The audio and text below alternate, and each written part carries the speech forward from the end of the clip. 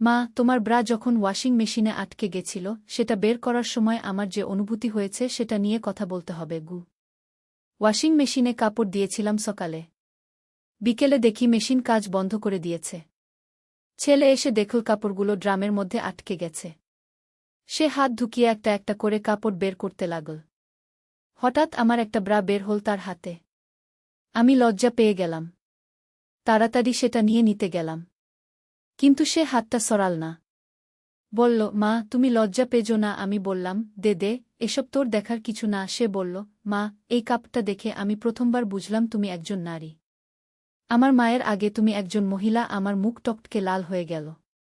সে আমার দিকে তাকিয়ে বলল, আমি তোমাকে একজন নারী হিসেবে ভালোবাসি। তোমার এই নারীত্বকে আমি সম্মান করতে চাই স্বামী হিসেবে। বিয়ে করবে আমাকে? ওয়াশিং মেশিনের হাম্মিং সাউন্ড বন্ধ হয়ে গিয়েছিল, কিন্তু আমার হৃদয়ে একটা অদ্ভুত সুর বাজছিল।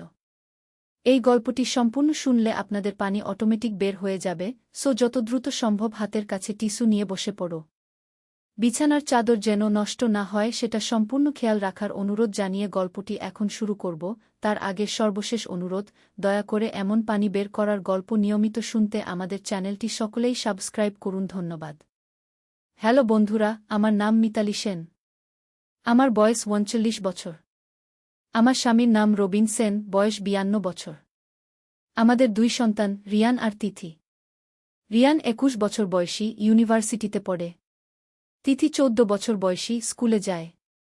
গত সপ্তাহের ঘটনাটা এখনও আমার মনে স্পষ্ট। সেদিন রবিন অফিস থেকে ফিরে এসেছে রাত ১০টায়। তিথি ঘুমিয়ে পড়েছে। শুধু আমি আর রিয়ান জেগে আছি। রিয়ান তার রুমে পড়াশোনা করছিল।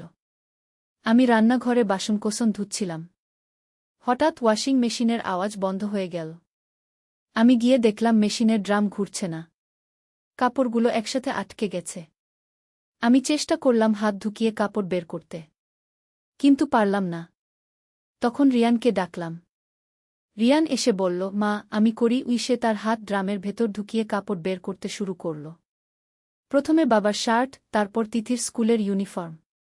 একে একে সব কাপড় বের হচ্ছিল।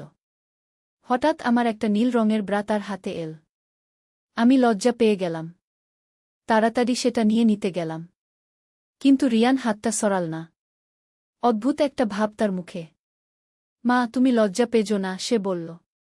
দে দে, এসব তোর দেখার কিছু না। আমি বললাম। রিয়ান বলল, মা, এই কাপটা দেখে আমি প্রথমবার বুঝলাম তুমি একজন নারী। আমার মায়ের আগে তুমি একজন মহিলা। আমার মুখ টকটকে লাল হয়ে গেল। রিয়ান আমার দিকে তাকিয়ে বলল, আমি তোমাকে একজন নারী হিসেবে ভালোবাসি। তোমার এই নারীত্বকে আমি সম্মান করতে চাই স্বামী হিসেবে। বিয়ে করবে আমাকে? ওয়াশিং মেশিনের হাম্মিং সাউন্ড বন্ধ হয়ে গিয়েছিল, কিন্তু আমার হৃদয়ে একটা অদ্ভুত সুর বাজছিল। আমি কিছু বুঝে উঠতে পারলাম না। রিয়ান কি বলছে? হঠাৎ রিয়ান হাসতে শুরু করল। মা, তুমি কি ভাবলে? আমি একটা প্র্যাঙ্ক করছিলাম। আসলে ব্রাটার পকেটে একটা কাগজ লুকানো ছিল। সে ব্রাটার পকেট থেকে একটা ছোট কাগজ বের করল। কাগজে লেখা ছিল, গুপ্তধনের নকশা, প্রথম ক্লু। আমি অবাক হয়ে বললাম, এটা কি? রিয়ান বলল, মা, আমি গত কয়েক মাস ধরে আমাদের পুরনো বাড়ির ইতিহাস নিয়ে খোঁজখবর নিচ্ছি। দাদুর ডায়েরিতে একটা গুপ্তধনের কথা লেখা আছে। আর এই ক্লুটা আমি আজ খুঁজে পেলাম। আমি বললাম, কি ধরনের গুপ্তধন? রিয়ান বলল, দাদু নাকি ব্রিটিশ আমলে স্বাধীনতা সংগ্রামীদের সাথে কাজ করতেন। তিনি নাকি কিছু মূল্যবান জিনিস লুকিয়ে রেখেছিলেন। আর এই কাগজে তার প্রথম ক্লু দেওয়া আছে। আমি কাগজটা পড়লাম। সেখানে লেখা ছিল, যেখানে নারীর মান রক্ষিত হয়, সেখানেই প্রথম রহস্য লুকিত। মায়ের ভালোবাসার মতো মূল্যবান। তা খুঁজতে হবে হৃদয়ের গহীনে। রিয়ান বলল, মা, তুমি কি বুঝতে পারছো এর মানে কি? আমি ভাবলাম, নারীর মান রক্ষিত হয় মানে কি হতে পারে? হঠাৎ আমার মনে পড়ল আমাদের পুরনো বাড়ির দোতলায় একটা দেবী দুর্গার মূর্তি ছিল। দাদু সেটাকে খুব যত্ন করতেন। রিয়ান, চল আমরা দোতলায় যাই, আমি বললাম। আমরা দুজনে দোতলায় গেলাম। সেখানে দেবী দুর্গার মূর্তিটা এখনও আছে। আমি মূর্তির পেছনে হাত ঢুকিয়ে দেখলাম। একটা ছোট বাক্স পেলাম। বাক্স খুলে দেখি আরেকটা কাগজ। এতে লেখা, সন্তানের মতো প্রিয় যা। তার মধ্যেই দ্বিতীয় সূত্র। মায়ের কোলের মতো নিরাপদ। সেখানেই পরবর্তী দিশা ঘু। রিয়ান বলল, এবার কি মানে হতে পারে? আমি বললাম, সন্তানের মতো প্রিয় মানে হতে পারে তোদের পুরনো খেলনা বা বইপত্র। আমরা তিথির রুমে গেলাম। তার পুরনো খেলনার বাক্সে ঘাটাঘাটি করতে শুরু করলাম। একটা পুরনো পুতুলের পেটের মধ্যে আরেকটা কাগজ পেলাম। এতে লেখা ছিল, যে স্থানে গানের আলো জ্বলে সেখানেই তৃতীয় নির্দেশ। বইয়ের পাতায় লুকিয়ে আছে চূড়ান্ত গন্তব্যের ঠিকানা।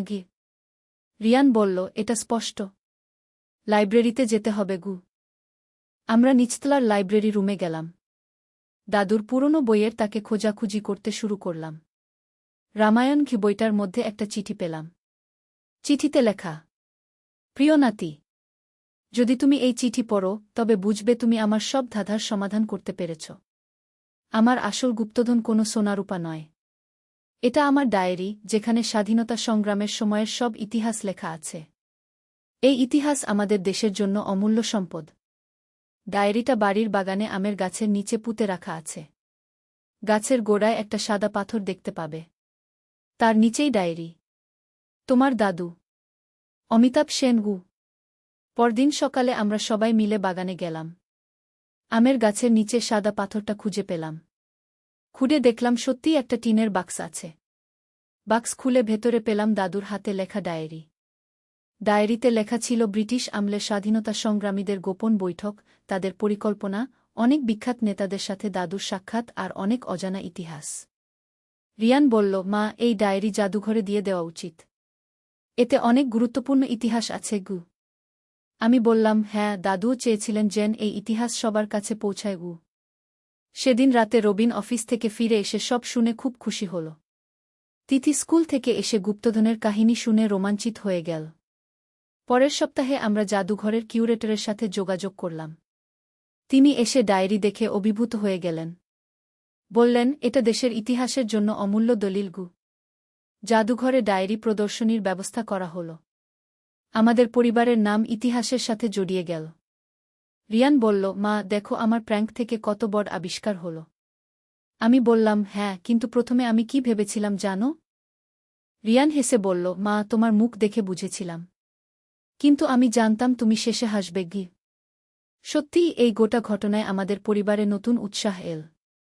দাদুর স্মৃতি আরও জীবন্ত হয়ে উঠল। আর সবচেয়ে বড় কথা, আমরা বুঝলাম যে কখনো কখনো সবচেয়ে অদ্ভুত শুরু থেকেও সবচেয়ে সুন্দর শেষ হতে পারে। রিয়ান এখন ইতিহাস নিয়ে আরও গবেষণা করছে।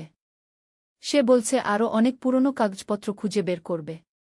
তিথি স্কুলে বন্ধুদের কাছে গর্ব করে বলে যে তার দাদু স্বাধীনতা সংগ্রামী ছিলেন। রবিন বলে, মিতালি, তোমার পরিবারের ইতিহাস তো খুবই গৌরবজনক। আমি বলি, হ্যাঁ, কিন্তু আসল গৌরব হল যে আমরা সবাই মিলে এই রহস্যের সমাধান করেছি। এই গল্প শুনে মনে হচ্ছে যে জীবনে অনেক সময় যা দেখতে একরকম, আসলে তা সম্পূর্ণ অন্যরকম হয়। আমার সেদিনের লজ্জা আজ আমাদের পরিবারের গর্বে পরিণত হয়েছে। রিয়ান এখন বলে, মা, আমি আর কখনো এরকম প্র্যাঙ্ক করব না। কিন্তু এই প্র্যাঙ্ক আমাদের জীবনে এত বড় পরিবর্তন এনে দিল যে আমি কৃতজ্ঞ। আমি বলি, জীবনে এরকমই হয়। কখন কোনো ছোট ঘটনা থেকে বড় কিছু আবিষ্কার হয়ে যায় তা বোঝা যায় না গি। তিথি বলে, মা, আমিও বড় হয়ে ইতিহাসবিদ হব। দাদুর মতো দেশের জন্য কাজ করব। এভাবেই আমাদের পরিবারে একটা নতুন স্বপ্ন জন্ম নিল। দাদুর রেখে যাওয়া ঐতিহ্য আমরা এগিয়ে নিয়ে যাব। কিন্তু গল্প এখানেই শেষ নয়। জাদুঘরে ডায়েরি দেওয়ার কয়েকদিন পরে একজন বুড়ো মানুষ আমাদের বাড়িতে এলেন। তার নাম হরিদাস বাবু। তিনি বললেন যে তিনি দাদুর সাথে স্বাধীনতা সংগ্রামে কাজ করতেন। হরিদাস বাবু বললেন, নেতাজি সুভাষচন্দ্র বসুর একটা গোপন চিঠি। সেই চিঠিতে আজাদ হিন্দ ফৌজের কিছু গোপন পরিকল্পনার কথা লেখা আছে। আর একটা মানচিত্র আছে যেখানে কিছু গুরুত্বপূর্ণ স্থান চিহ্নিত করা। রিয়ান উত্তেজিত হয়ে বলল, সেগুলো কোথায় লুকানো? হরিদাস বাবু বললেন, অমিতবাবু আমাকে একটা ধাঁধা বলেছিলেন। সেটা সমাধান করতে পারলেই খুঁজে পাওয়া যাবে। তিনি একটা পুরনো কাগজ বের করলেন। সেখানে লেখা, যেখানে সূর্য প্রথম আলো দেয় সেখানে লুকানো সত্যের বীজ। পূর্ব দিকের প্রহরী জানে কোথায় ইতিহাসের সাক্ষী। 3টি পদক্ষেপ উত্তরে, 5টি পদক্ষেপ পশ্চিমে, মাটির নিচে 3 হাত গভীরে পাবে স্বাধীনতার চিহ্ন। রিয়ান বলল, পূর্ব দিকের প্রহরী মানে হতে পারে আমাদের বাগানের পূর্ব দিকের সেই বড় নিমগাছটা গু। আমরা সবাই বাগানে গেলাম। নিমগাছ থেকে 3টি পদক্ষেপ উত্তরে গিয়ে তারপর 5টি পদক্ষেপ পশ্চিমে গেলাম। সেখানে খুঁড়তে শুরু করলাম। 3 ফুট খোঁড়ার পর একটা লোহার বাক্স পেলাম। বাক্স খুলে দেখি সত্যিই নেতাজির হাতের লেখা একটা চিঠি আর একটা মানচিত্র। চিঠিতে লেখা, প্রিয় অমিত বন্ধু, আজাদ হিন্দ ফৌজের গোপন মিশনের জন্য এই মানচিত্রটা তোমার কাছে রাখছি। এতে চিহ্নিত জায়গাগুলো খুবই গুরুত্বপূর্ণ। যদি কখনো প্রয়োজন হয় তো এই তথ্য ব্যবহার করো। জয় হিন্দ। সুভাষ গু। মানচিত্রে আমাদের এলাকার কয়েকটি স্থান চিহ্নিত ছিল। একটা জায়গা ছিল পাশের গ্রামের পুরনো মন্দির, আরেকটা ছিল নদীর পাড়ের একটা বটগাছ। হরিদাস বাবু বললেন, এই জায়গাগুলোতে নাকি অস্ত্র আর গুরুত্বপূর্ণ কাগজপত্র লুকানো আছে গি। পরদিন সকালে আমরা পুরনো মন্দিরে গেলাম। মন্দিরের পুরোহিত শ্রীকান্ত কাকা আমাদের চেনেন। আমরা তাকে সব বললাম।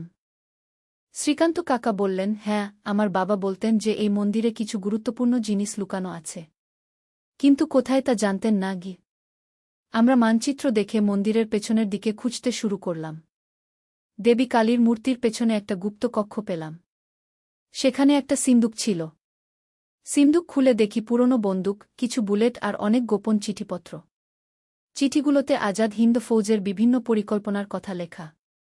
শ্রীকান্ত কাকা বললেন, এগুলো জাদুঘরে দিয়ে দেওয়া উচিত। এরপর আমরা নদীর পাড়ের বটগাছে গেলাম। সেখানেও মানচিত্র অনুযায়ী খুঁজতে লাগলাম। বটগাছের শেকডের মধ্যে একটা তামার পাত্র পেলাম। পাত্রের মধ্যে ছিল সোনার কয়েন আর কিছু হীরার গহনা। একটা কাগজেও লেখা ছিল, জরুরি অবস্থায় এই সম্পদ ব্যবহার করো স্বাধীনতা সংগ্রামের জন্য। আমি বললাম, এত বড় সম্পদ আমরা কি করব? হরিদাস বাবু বললেন, অমিতবাবুর ইচ্ছে ছিল এই সম্পদ দিয়ে গরিব ছেলেমেয়েদের পড়াশোনার ব্যবস্থা করতে গু। রবিন বলল, তাহলে আমরা একটা বৃত্তি ফান্ড করতে পারি। পরের সপ্তাহে আমরা অমিতাভ সেন স্বাধীনতা সংগ্রামী ফাউন্ডেশন নামে একটা প্রতিষ্ঠান গড়লাম। পাওয়া সোনাগহনা বিক্রি করে তার টাকা দিয়ে গরিব ছাত্রছাত্রীদের বৃত্তি দেওয়ার ব্যবস্থা করলাম। জাদুঘরের কিউরেটর আমাদের বাড়িতে এসে সব দেখে বললেন, এত বড় ঐতিহাসিক আবিষ্কার, এগুলো জাতীয় সম্পদ। নেতাজির চিঠি আর মানচিত্র জাতীয় জাদুঘরে পাঠিয়ে দেওয়া হল। আমাদের পরিবারের গল্প পত্রিকা ছাপা হল। টিভিতে ইন্টারভিউ হল। রিয়ান বলল, মা, কে ভেবেছিল একটা ব্রা ধোয়ার ঘটনা থেকে এত বড় আবিষ্কার হবে? আমি হেসে বললাম, জীবনে সবকিছুরই একটা কারণ আছে গি। কিছুদিন পর দিল্লি থেকে একজন সরকারি অফিসার এলেন। তিনি বললেন, আপনাদের পরিবারের এই অবদানের জন্য সরকার একটা পুরস্কার দিতে চায় গু। আমাদের পরিবার দেশসেবা পুরস্কার পেল। অনুষ্ঠানে রাষ্ট্রপতি আমাদের হাতে পুরস্কার তুলে দিলেন। তিথি স্কুলে এসে বলল, মা, আমার বন্ধুরা সবাই আমাকে নিয়ে গর্ব করে। আমাদের পরিবার এখন পত্রিকায় বিখ্যাত। রিয়ান এখন ইতিহাসের উপর পিএইচডি করছে। তার গবেষণার বিষয় বাংলার স্বাধীনতা সংগ্রামে গোপন সংগঠনের ভূমিকা। হরিদাস বাবু বলেন, অমিতবাবু যদি জীবিত থাকতেন তাহলে খুব খুশি হতেন। তার স্বপ্ন পূরণ হয়েছে। আমাদের বাড়িতে এখন অনেক মানুষ আসেন ইতিহাস জানতে। আমরা তাদের সবকিছু দেখিয়ে বলি। ফাউন্ডেশনের মাধ্যমে এখন পর্যন্ত 50 জন গরিব ছাত্রছাত্রীকে বৃত্তি দেওয়া হয়েছে। তাদের মধ্যে কয়েকজন ইঞ্জিনিয়ার, ডাক্তার হয়েছে। একদিন একটা মেয়ে এসে বলল, আন্টি, আপনাদের বৃত্তি পেয়ে আমি ডাক্তার হতে পেরেছি। এখন আমি গরিব রোগীদের বিনামূল্যে চিকিৎসা করি। আমার চোখে জল এসে গেল। বুঝলাম দাদুর আসল স্বপ্ন কি ছিল। রবিন বলে, মিতালি, তোমার সেই লজ্জার মুহূর্ত আমাদের জীবনে কি পরিবর্তন এনে দিয়েছে। আমি বলি, হ্যাঁ, কখনো ভাবিনি এক টুকরো কাপড় আমাদের এত বড় পরিচয় দেবে। রিয়ান এখন অন্য পরিবারদেরও তাদের পূর্বপুরুষদের ইতিহাস খোঁজার জন্য উৎসাহ দেয়া। তার গবেষণা আরও অনেক গোপন সংগ্রামীর গল্প বেরিয়ে এসেছে। আমাদের এলাকায় এখন কি স্বাধীনতা সংগ্রামী স্মৃতি পার্ক তৈরি হয়েছে। সেখানে দাদুর মূর্তি স্থাপন করা হয়েছে। প্রতি বছর স্বাধীনতা দিবসে আমাদের বাড়িতে অনুষ্ঠান হয়। স্থানীয় স্কুলের ছেলেমেয়েরা আসে ইতিহাস শুনতে। তিথি এখন বলে, মা, আমি বড় হয়ে একটা বই লিখব। আমাদের পরিবারের এই গল্প সবাইকে জানাব। সেদিনের সেই বিব্রতকর মুহূর্ত আজ আমাদের সবচেয়ে মূল্যবান স্মৃতি। রিয়ানের সেই প্র্যাঙ্ক আমাদের জীবনে এনে দিয়েছে নতুন অর্থ আর উদ্দেশ্য। এখন আমি যখনই সেই নীল ব্রাটা দেখি হেসে ফেলি। কি অদ্ভুতভাবে একটা সাধারণ কাপড় আমাদের পরিবারের ইতিহাসের সাথে জড়িয়ে গেল। রিয়ান